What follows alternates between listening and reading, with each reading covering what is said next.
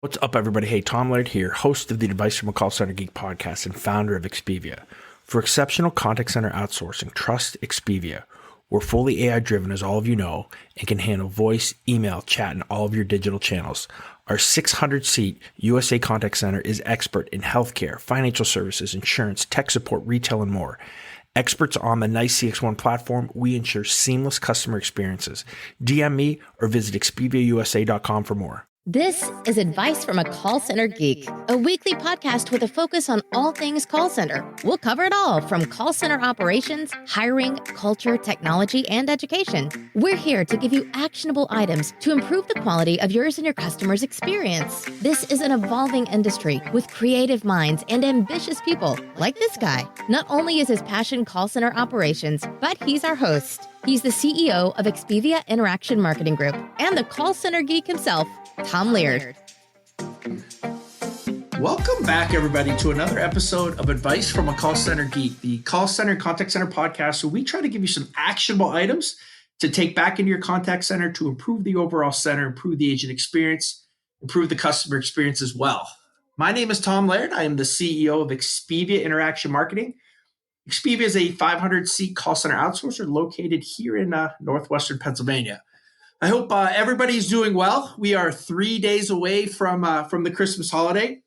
No jokes today, no nothing. I'm going to jump right into the podcast and the episode today. I think we have a very special episode. We've been pretty selective on the guests that we've had here on the Geek, and I think that the guests that we'll have today will be able to really give some really cool and unique insights into customer experience and the future of what's coming, and also maybe some behind the scenes on what it looks like to operate a really large retail online sales operation. So with me today, which I'm super excited about, is Jimmy Budnik. Jimmy is the VP of Customer Care and CRM at Overstock.com. Jimmy, welcome to Advice from a Call Center Geek. Thanks, Tom. This is really exciting to be here. So I'd love to, if you don't mind, if I just kick off and share a little bit about myself for those of the Call Center Geeks who haven't met me before. That'd be great. Please do. Yeah, absolutely. So I'm a bit of a what I'll call a transplant call center geek. I started off as an industrial engineer, so really in that kind of manufacturing logistics world before coming to Overstock. And really early on, I was asked to work on reverse logistics and returns. And that was my first exposure to the customer care team at Overstock. And they were really impressive. They were up there in the top 10, top 5 of some big national awards. So really proud to work near them. But I've been at Overstock just over 12 and a half years. I didn't join the customer care team until 3 years ago. So over the first 9 years, I really spread my experience between merchandising, marketing, some of the technology teams, really building a 360 view of what e-commerce retail looks like.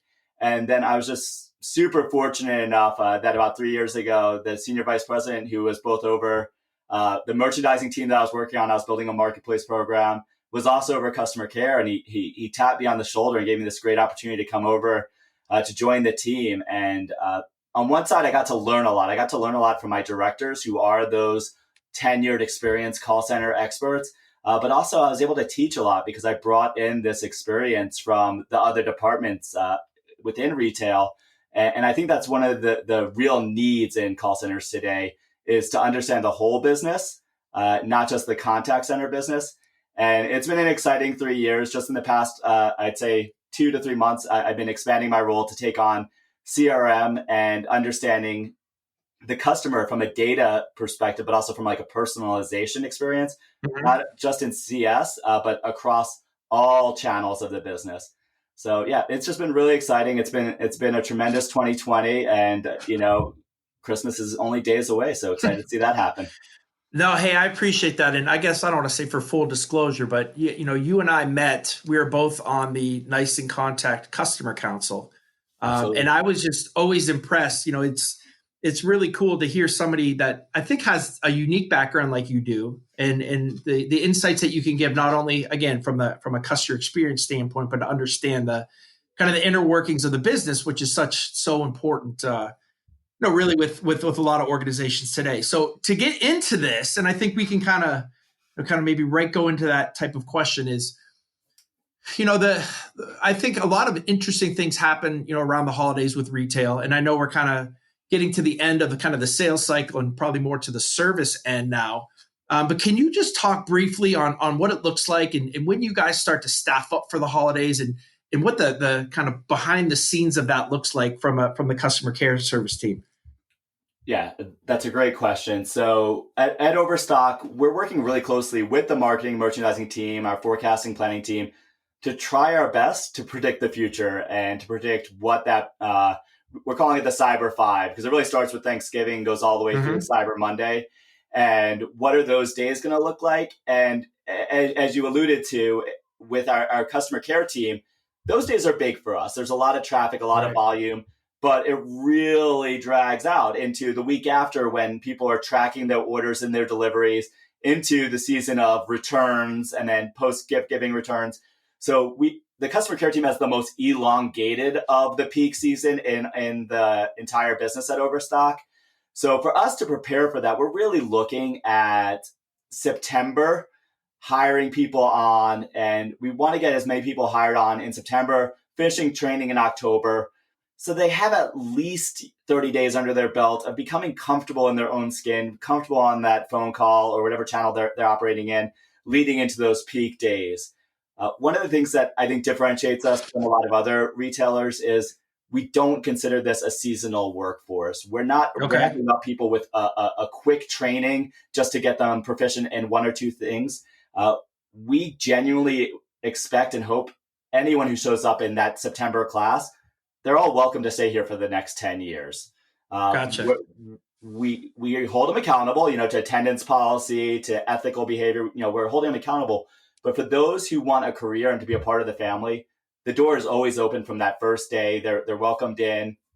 And during that time frame, we need the extra staffing on a Black Friday, Cyber Monday, and all the way up until right now, where our peak concern is about will it be delivered by Christmas. And as we approach that January timeframe when it slows down, we ask the team, and we do this through a lot of transparency and candor, we need voluntary time off. We need unpaid time off to balance the hours off while natural attrition brings the staffing down over time. And Overstock's primarily in the home goods business, and we're really driven by Black Friday and Cyber Monday, but we're also driven by a President's Day, a Memorial Day, a Labor Day. All those big federal holidays drive sales, and we need this surplus staff to address the next big sale. And we really just maintain our staffing levels throughout those major sales throughout the year. And I feel like this builds a lot of trust with the call center, that they know that the people who are being welcomed into the family are for real a part of the family on day one. Jimmy, let me ask you this too, because I see it in our center, and before you hopped on, we were having a little conversation on. We have a couple retail clients. I mean, obviously not the size of Overstock, but we see, leading up to maybe after Black Friday, there's a big retail demand, right? So, and I guess Overstock's a little bit different, but how do you see the changes in the call types, right? So from a sales aspect to maybe a service aspect to, like you just said, people are checking their packages now. Are there specific trainings that you do? Is that an all-encompassing? Do you have specific teams for that? How does that kind of work? Yeah, so we do we call them our Q4 refresher trainings, our holiday refreshers, to walk through that cadence of the calls. Granted, on any given day, any given customer can call about whatever they want. That's the roulette wheel of the phone ringing. Right. But we know that on the day of the big sales, they're going to be calling us about the discounting, the coupon, finding a product being sold out because they just weren't quick enough. So we make sure the team is astutely aware of that. But we want to make sure that going into, let's say, the Tuesday after Cyber Monday, that everyone remembers you're still going to have those shoppers, still people buying Christmas gifts, but they're very quickly going to say, I shipped all of my presents to my aunt's house. I forgot to change the address, right? How do we answer that question? How do we contact UPS? So moving more towards that transportation side, we'll see those contacts change. And I would say the sense of urgency picks up as we go through the holiday season. I often, when it's non-COVID, like to walk around the call center, and I find it funny with the new hires to see them on a Black Friday because they're like, everyone's so happy. I'm like, yeah, they're spending all the money right now. Right. So the anxiety builds up as you start getting those orders shipping. And as you approach it, for us, it was last Monday was our official ground cutoff where we started saying, You have to order it now to definitely get it by Christmas. Those customers are the ones who will be contacting us throughout this week, really trying to confirm, is it going to be there? Is it going to be there on time? What's going to happen if it's not? We have no extra information besides what UPS has. So at that point, we are there to be an agent of comforting and information. We can't change much about that box that's in the UPS truck, but empathy and supporting the customer through that experience is really critical. That's awesome. And then it really does transition into people who are returning, and hopefully we can save the sale with a replacement purchase to kind of back that up.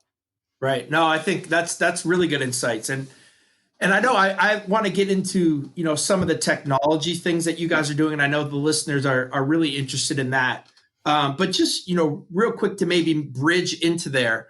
Have you seen, a kind of a change in the overall demographics of your customer base?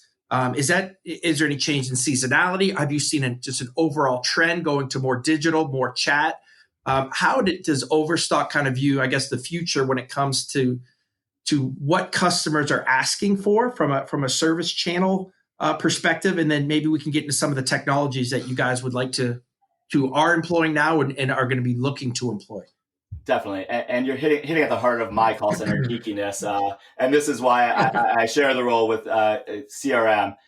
We're trying not to look specifically at demographics as just the age of the customer, but the behaviors and maybe some of the stereotypes. So are they more likely to call on a phone or to use a digital solution?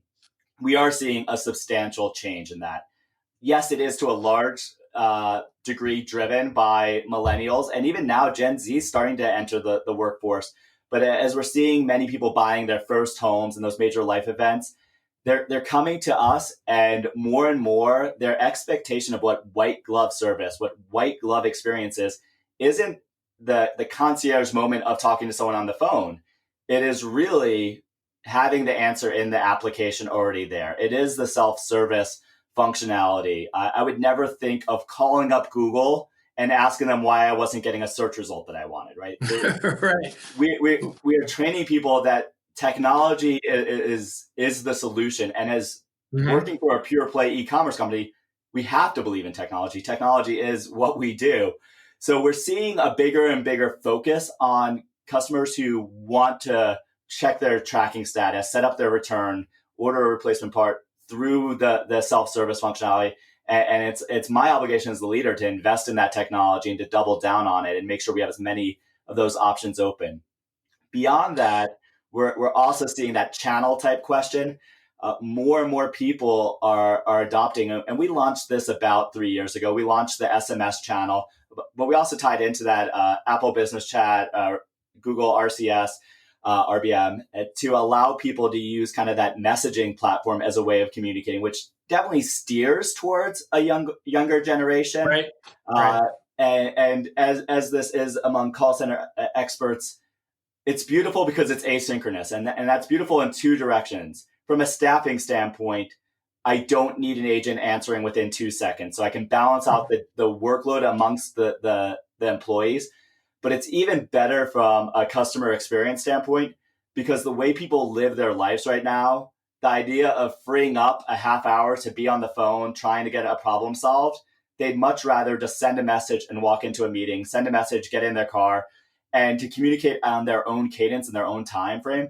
So it's one of those beautiful technology moments where it saves you money, it works better for the employees, and it's something that the customers really appreciate. So we're continuing to learn and invest in that world a lot.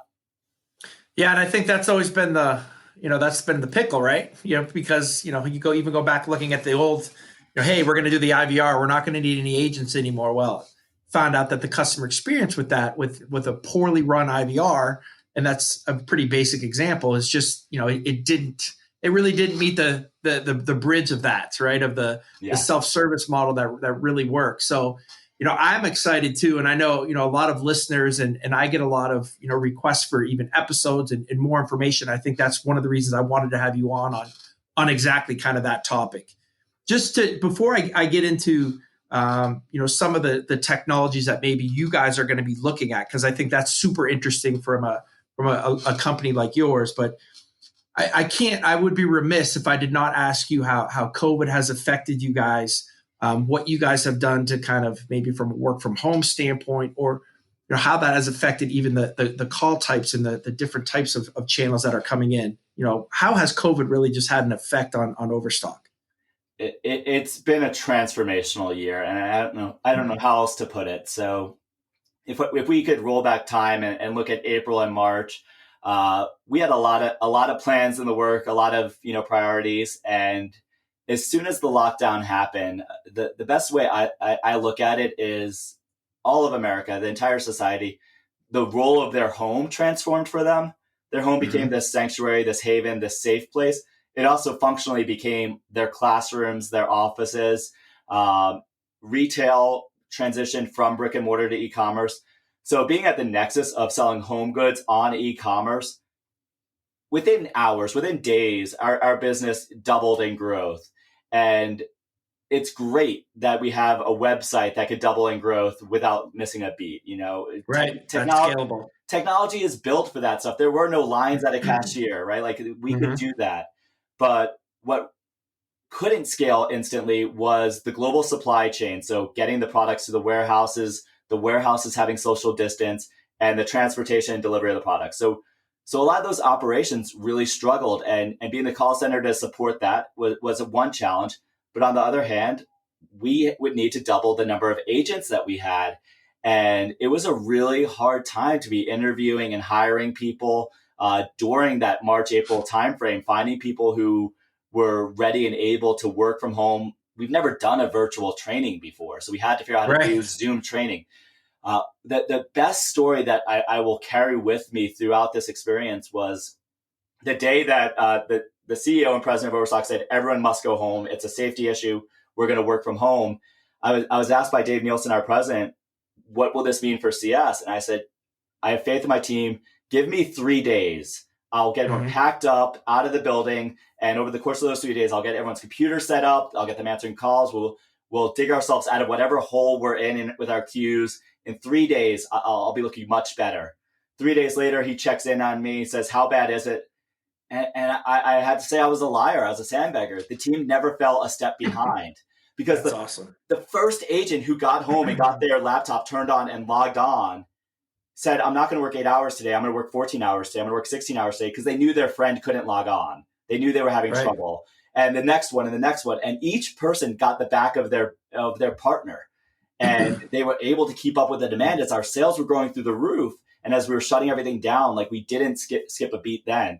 And it wasn't really until the stimulus check hit and sales started growing like wildfire, which is great as a business, and we did run into trouble with our outsourcing because we're based out of Bangalore there. The entire city shut down. That was when we started losing ground from a staffing standpoint. And we spent much of the summer adapting and hiring to catch up. We opened up additional call centers in Guatemala and Manila to try to accomplish this. But what Overstock does, and what maybe differentiates us from a lot of other businesses, is we pulled most of the analysts in the building into a room and said, what is the problem and what is the solution? And the answer can't be hire more people. And we pulled the dev teams and the product managers into the room and said, what is the problem? What is the solution? And we found new ways to automate and new ways to offer self-service, new ways to bulk address concerns. And that ability to release the pressure through technology is quite literally the only way we ever caught back up. And we came out of August well-staffed, looking super confident going into the holiday season. So even that initial question about the holiday staffing, we were coming in at, jet burner speed into the holiday, that staffing wasn't our biggest fear. It was the unknown of everything was our biggest concern. Right. But really, we went through a solid, day after day of Black Friday type sales for months, that it really hardened us, not from a negative standpoint, from a strengthening standpoint, to performance and to looking at the numbers and to technology and automation. So I wouldn't have wanted it to happen the way it happened. I wish we could have had some notice and planning for it, but super proud of the team and the company as the whole. And I will say, I spent time on hold with various with call centers, Delta and others. the Right. call center community really bonded around each other. I know you specifically helped out with California 411, which was really important. Or 211. I got all my 1-1s confused. Yep. No, you're good.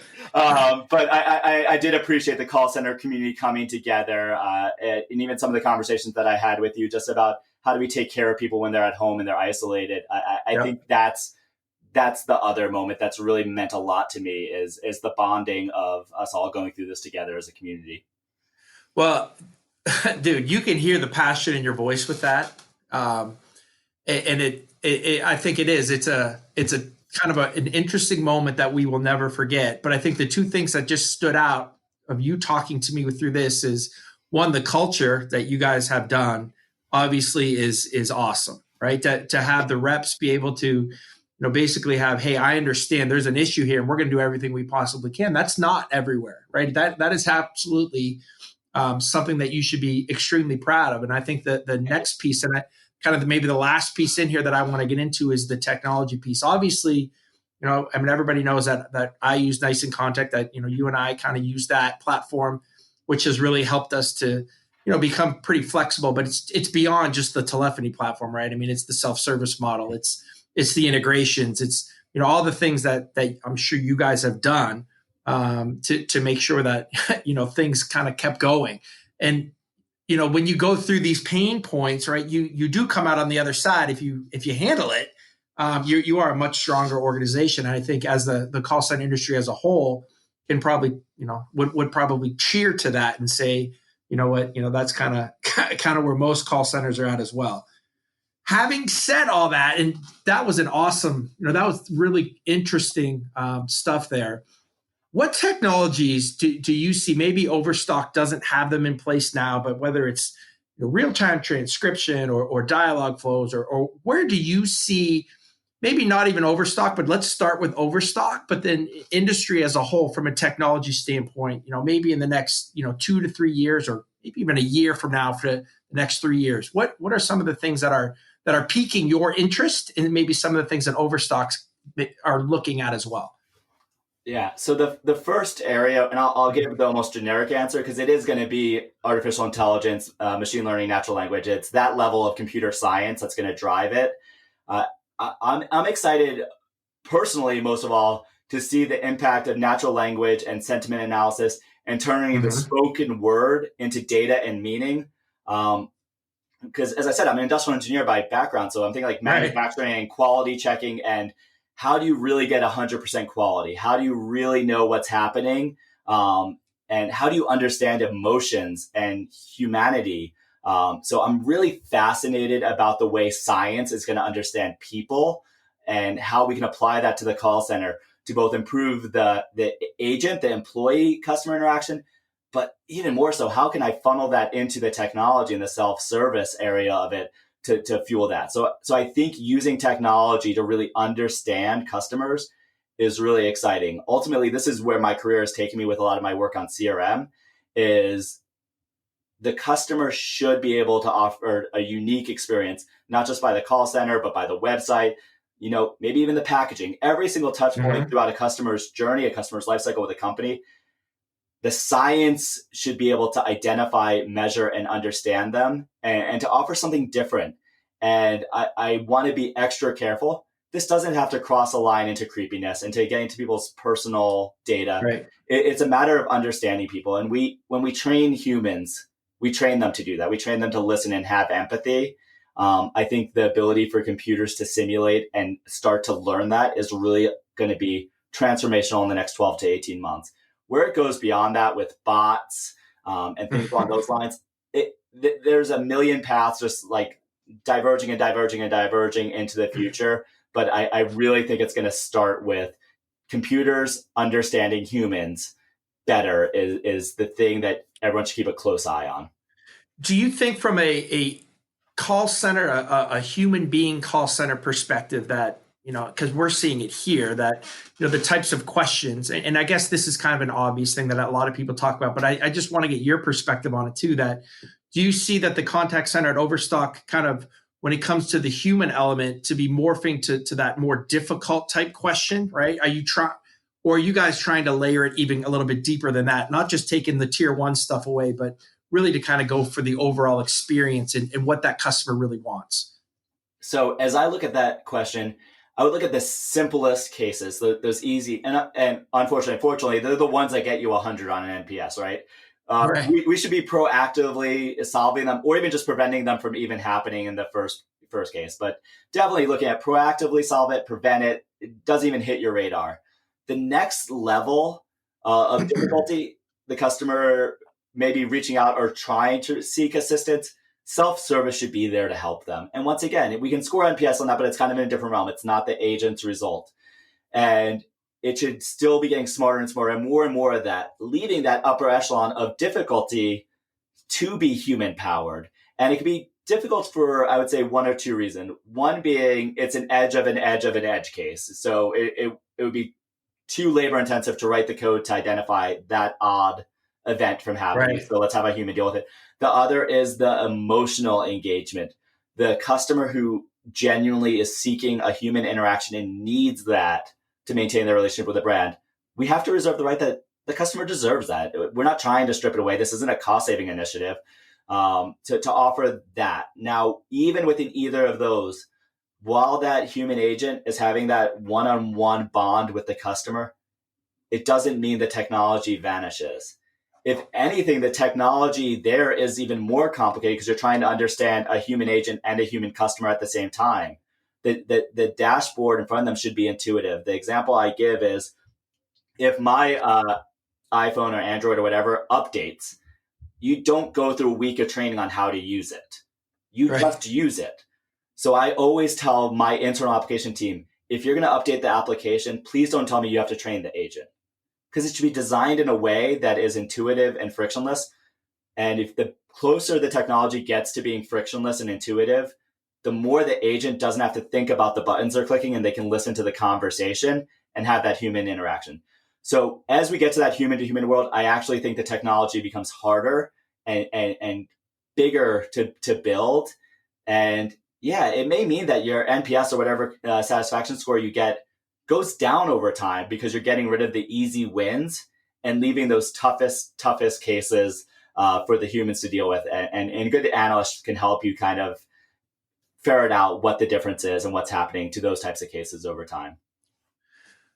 No, that's good stuff. And let me just ask you one quick question, and then we'll kind of wrap this up. But I want to talk about NPS real quick and CSAT and what Overstock does with that. So, you were talking about, the interest in the analytics and in real-time sentiment and customer and agent sentiment scores. Do you see a shift away from NPS to putting more emphasis on sentiment when we get that to maybe more of a real-time deal?